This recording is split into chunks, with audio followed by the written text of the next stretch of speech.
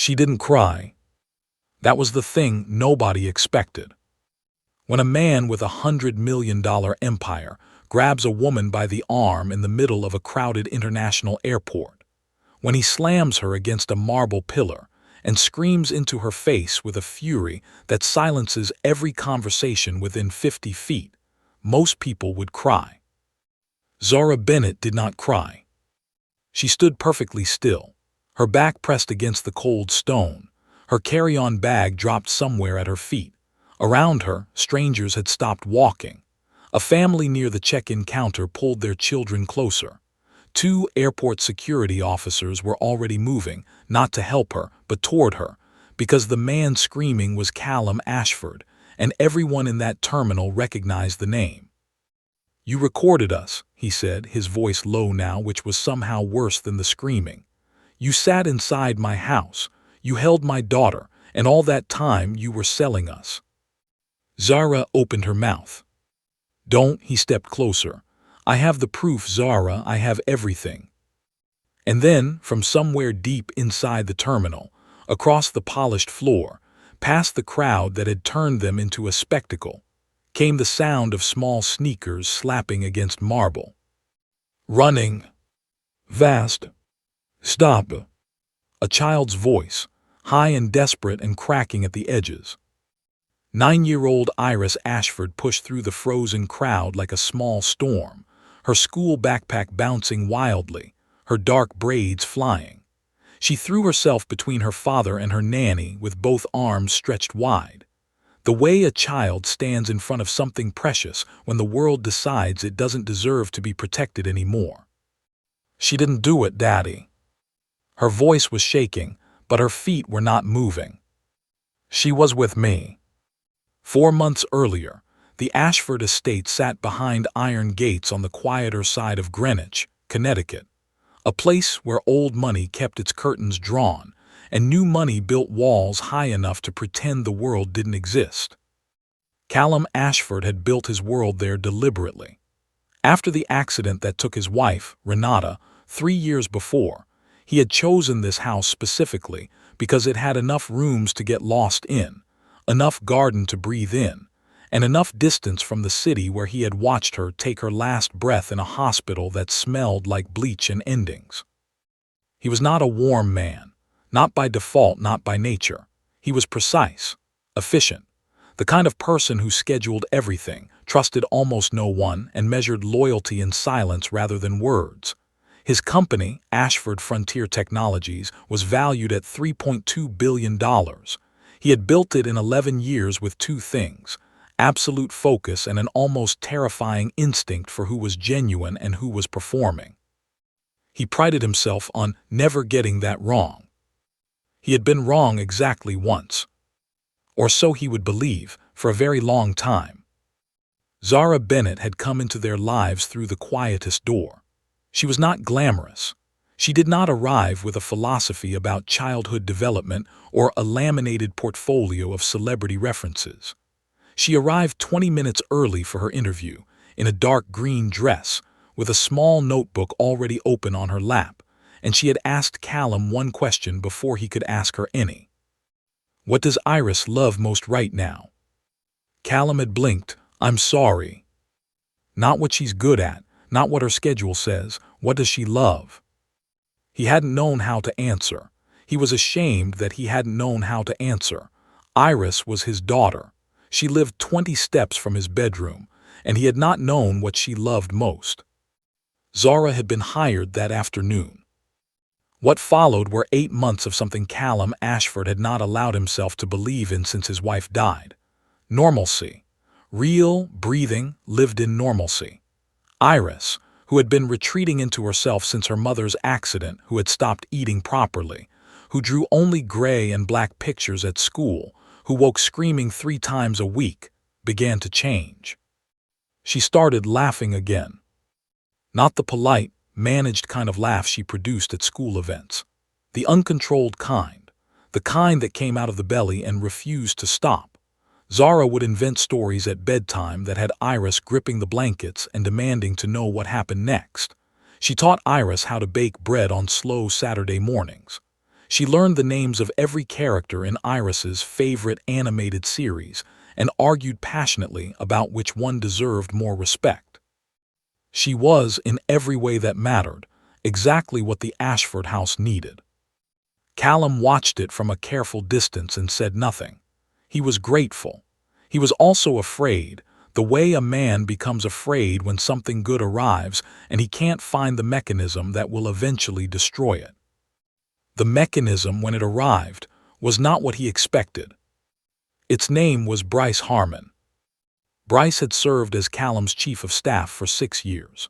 He was the kind of man who arrived before everyone else and left after everyone else, who knew every meeting, every contract, every strategy before it left the boardroom. Callum trusted him the way generals trust their second-in-command, completely, and without question, because to question that trust would mean examining all the decisions made in the light of it. What Callum did not know was that Bryce Harmon had been quietly running a second life for 18 months. He had built it carefully, the way a patient man builds a trap. Over a year and a half, he had been feeding proprietary information about Ashford Frontier's most classified developments to a rival company, Vantage Core Systems, a firm that had spent 2 years trying to outbid Callum on acquisition targets without understanding why they kept losing. Now, with Bryce's help, they understood everything.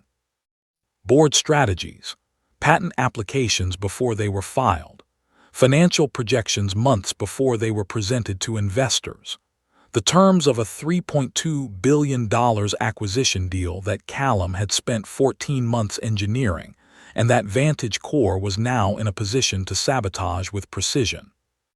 But Bryce had a problem. The company's internal cybersecurity team had begun flagging anomalies, unusual after-hours access, encrypted transfers from unknown devices. Someone inside the building knew something had been breached, and they were getting close. Bryce needed to stop being the answer. He needed someone else to be the answer. He chose Zara. Not because she had done anything, not because she posed a threat. He chose her because she was close enough to the family to be believable, invisible enough to be dismissed, and vulnerable enough to be crushed. He spent 3 weeks building his frame quietly, the way a painter primes a canvas before the real work begins.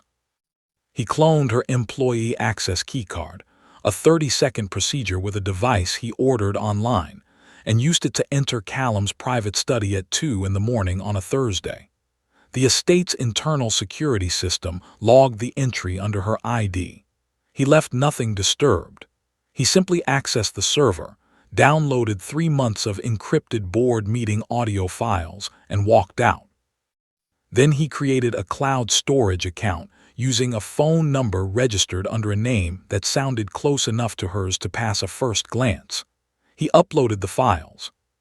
He arranged a wire transfer of $85,000 into an offshore account registered under a shell identity linked to her name, through 2 layers of intermediary transactions designed to trace back to her if anyone looked closely enough. Finally, the most theatrical touch, he slid a compact digital voice recorder behind the spine of a book on the shelf above Zara's bed, thin as a finger, set to activate with sound. When the cybersecurity team brought their findings to Callum 3 weeks later, the evidence was already waiting. The keycard logs, the cloud account, the money trail, the recorder in her room, discovered during a discreet search Bryce himself suggested, citing due diligence. Callum looked at it all for 47 minutes without saying a word. Then he called his attorney. Then he called airport security at JFK, because Zara had been scheduled that weekend to fly home to visit her mother in Atlanta, the first personal trip she had taken in 4 months. He had approved it himself 3 weeks earlier and even told her to extend it by an extra day.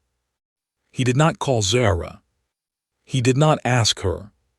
Because the evidence was there, every piece of it, organized and damning and connected by threads that pointed in only one direction. Callum Ashford had not built a $3.2 billion company by ignoring clear evidence. He arrived at JFK International Airport that Friday morning convinced he was confronting a traitor. He was confronting the most innocent person in the building. Before we go any deeper into this story, I want to take a moment and truly welcome you to Nanny Grace Channel. This is a space built for people who understand that the truth is rarely the first thing that surfaces, that the most faithful souls are often the first ones blamed, and that loyalty, when it is real, does not announce itself. It simply shows up quietly again and again, even when no one is watching. If you are new here, welcome home. You have just found a channel that will never waste your time or your emotions on stories that don't matter. Every story we tell here is crafted to stay with you long after the screen goes dark. And if you have been here before, thank you. You already know what we do here. If this story is already sitting heavy on your heart, if you feel something rising that you can't quite name, then this is your moment. Subscribe to Nanny Grace Channel, not because a button exists, but because you deserve to never miss a story that was made for a heart like yours. Now let's go back, because what happens next is something none of them saw coming. Zara was standing at the Delta Airlines check-in counter when she saw him. She saw Callum Ashford crossing the terminal floor with three people she didn't recognize, two men in dark suits, and a woman carrying a briefcase, and something in her body understood before her mind did, the way animals sense weather before the clouds arrive. She raised her hand to wave. He did not wave back. He walked straight toward her, and his face was a closed door. "Mr. Ashford," her voice was careful, measured. She had learned in 8 months to read his moods the way a sailor reads the water. This was not a mood she recognized. "Is Iris okay? Is something?" "Don't," he stopped 3 feet from her. "Don't ask me about Iris." The check-in agent behind the counter glanced up. Travelers nearby slowed. "Callum," she lowered her voice, "what is happening?" He reached into the inner pocket of his jacket and placed a single photograph on the counter between them. It was a screenshot, the keycard access log from the estate security system. Her name, 2:17 a.m., his private study. She stared at it. "I was asleep at 2 a.m., she said. "Your card was not." "Then someone used my card. Callum, I would never." "The money, Zara," his jaw tightened. $85,000, wired to an account in your name. Do you want to explain that as well? The blood left her face so completely that the check-in agent reached under the counter, probably for a medical kit. "I don't have an offshore account," she said. "I have one checking account, at Chase. You pay my salary into it. You have seen those statements." "I've seen a lot of things today," he said, "including a voice recorder hidden in your bedroom." The word bedroom landed like a physical thing. She felt the air leave her body. "That is a lie," she whispered. "That is an absolute lie, and someone put it there, and I promise you on everything." Security found it. His voice cracked at the edges just slightly, as if a part of him wanted to be wrong, as if some fragment underneath the certainty was screaming, "In your room, behind your books." Then someone planted it. Everyone who gets caught says someone planted it. The cruelty of that sentence, not because it was vicious, because it was calm, because he believed it. She straightened her spine. "Callum." She said his name the way she said it when Iris needed him to listen, not with deference, not with fear, but with the steady authority of someone who had nothing to hide. "Look at me, 8 months. I have been inside your home for 8 months. I have sat with your daughter through nightmares. I have learned how she takes her tea. I have loved that child. Whatever that evidence says, look at me, and tell me if you believe it." He looked at her for exactly 4 seconds. And then he looked away. "I'm sorry, Zara. The evidence is what it is." He nodded at the 2 men beside him. That was when everything escalated. One of the men stepped forward and reached for her arm. She pulled back. He grabbed harder.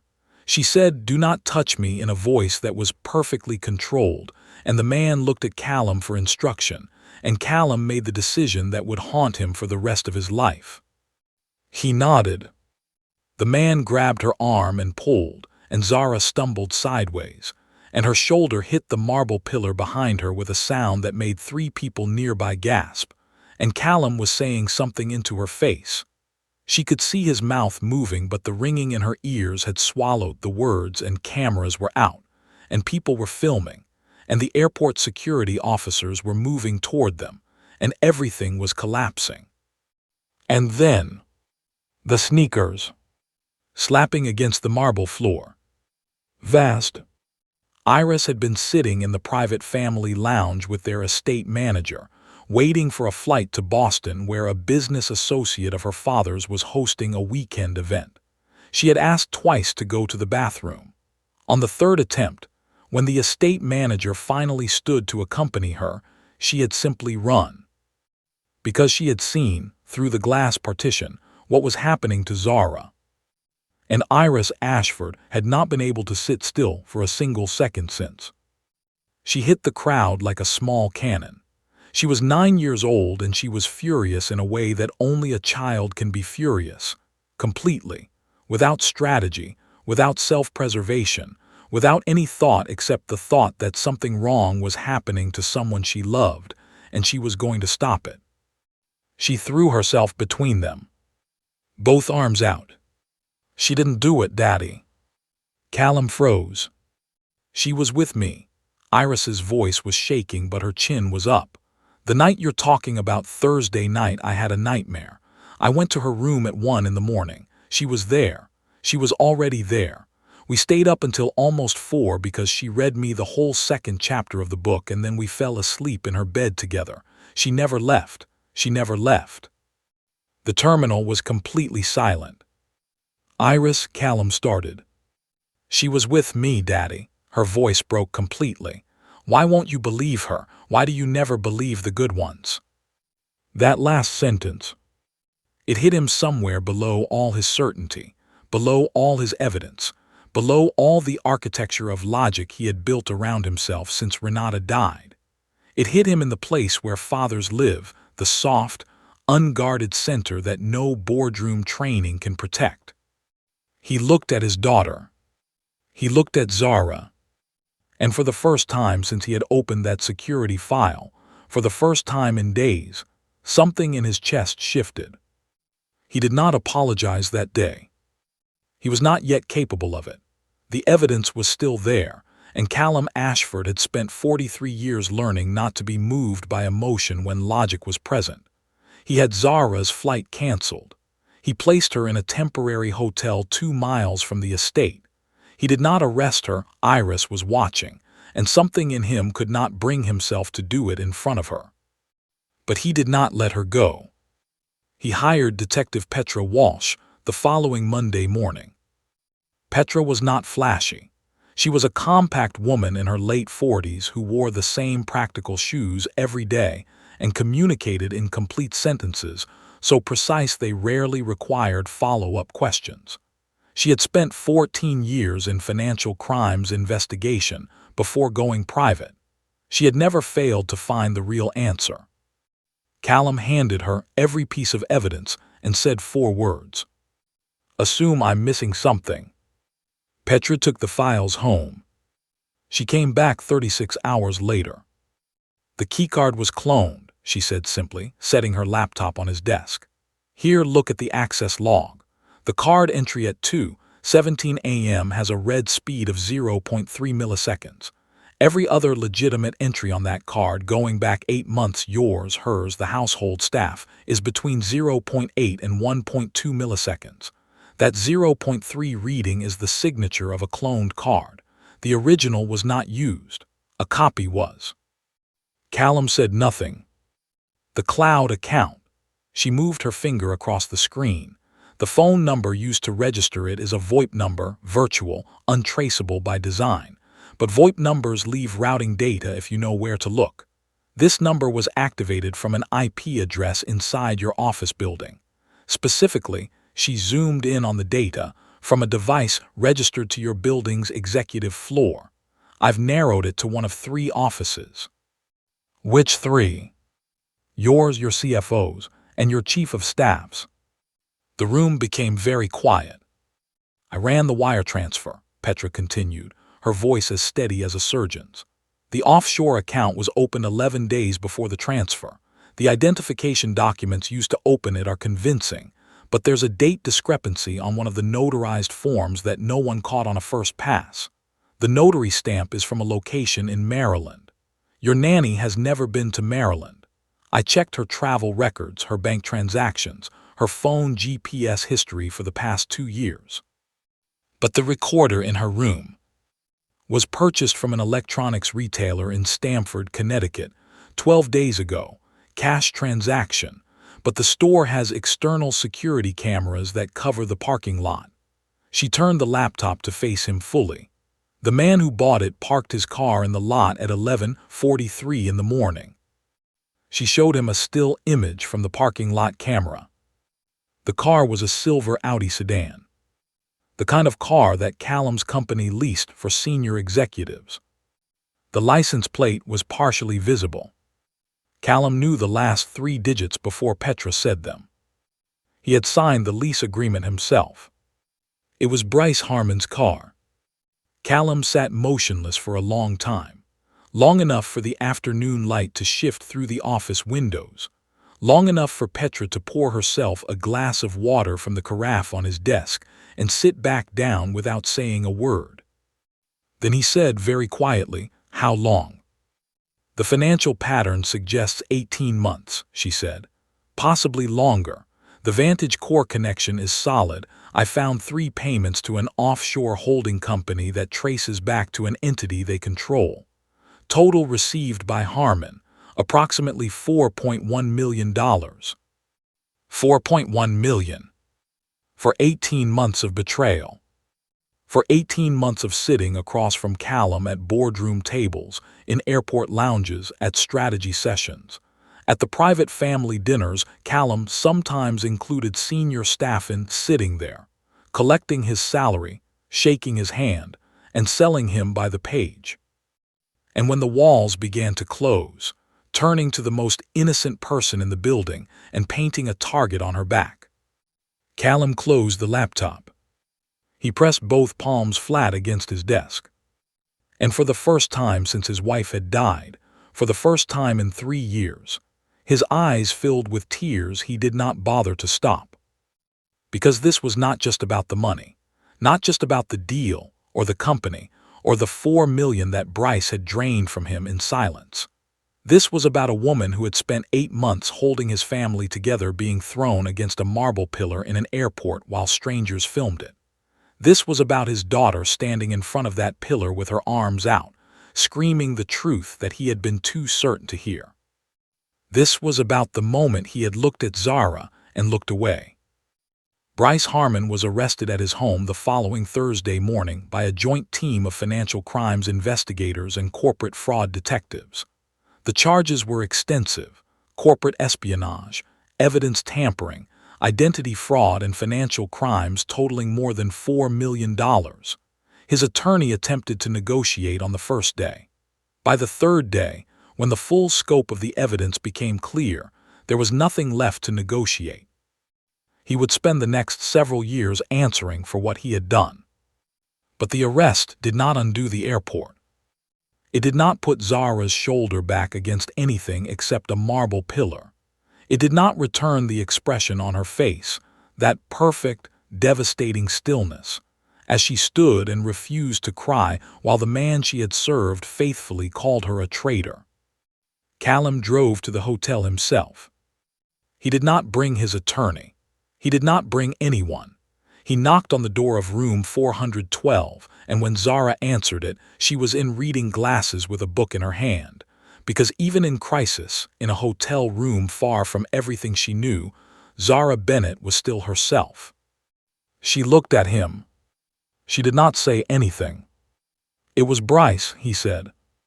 She didn't react. She had suspected it, somewhere in the back of her mind, since the day he had suggested searching her room so calmly.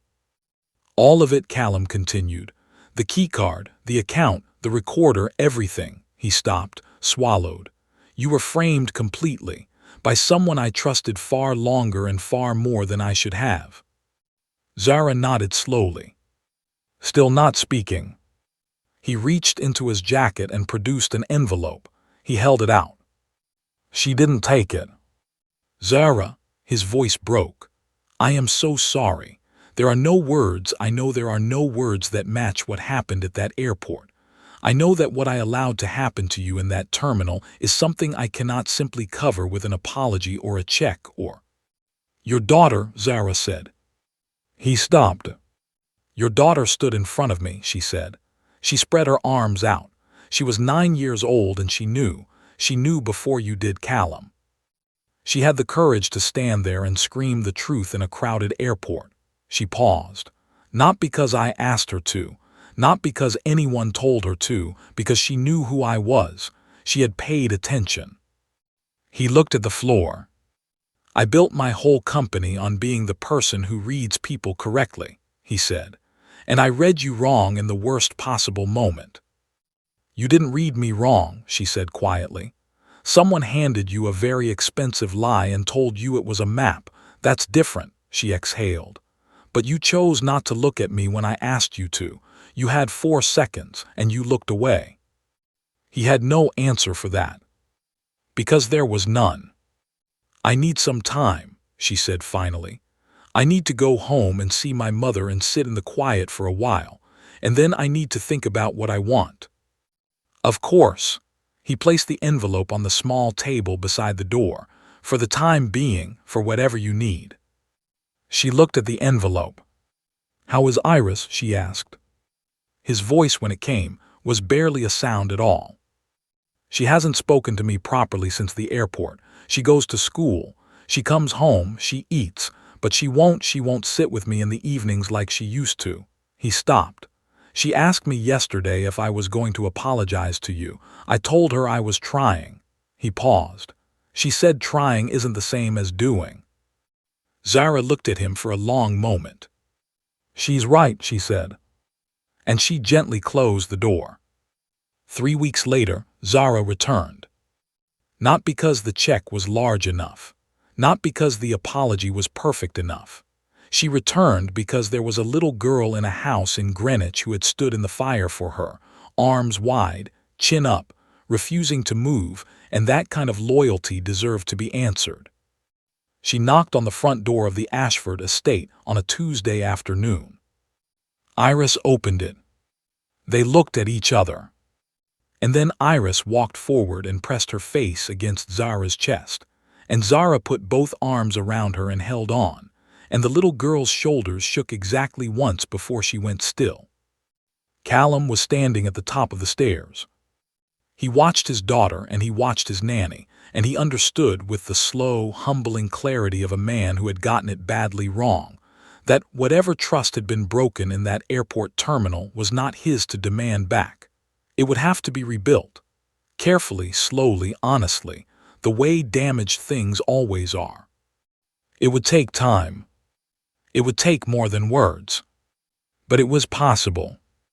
Because Iris Ashford was standing in the doorway of her home with her arms around the woman her father had failed to protect, and she was holding on with everything she had, as if to say, this is what loyalty looks like when it's real. This is what it costs. And this is why it's worth it. Sometimes the greatest act of courage is not the one that makes the headlines. It is a 9-year-old girl spreading her arms in a crowded airport, standing in front of someone innocent, and refusing, absolutely refusing, to move. Some wounds don't disappear just because someone says sorry. Think about that for a moment. If you were Zara after everything, after the airport, after the pillar, after the cameras, after the moment he looked at you and looked away, would you have gone back? Or would you have taken that envelope, gone home to your mother, and let that chapter close forever because dignity, once publicly shattered, is not something an apology can fully restore. And if you were Callum, knowing that the one person you failed was the one person your daughter trusted completely, how do you live with the 4 seconds you chose not to look? Drop your answer below. There is no wrong answer here, only honest ones. I'm reading every comment. If this story stirred something real inside you, if it reminded you of a time when you were doubted by someone who should have known better, or a time when a child understood something that the adults around them refused to see, then you are exactly who this channel was built for. Subscribe to Nanny Grace channel, because every week we come back to this space together, and we tell the stories that deserve to be told. The stories about dignity and truth, and the people who hold on when the world gives them every reason to let go. You belong here. Don't miss what comes next. Until next time, guard your trust carefully, give it slowly, and when someone proves they deserve it, hold on. This is Nanny Grace, and I'll see you in the next story.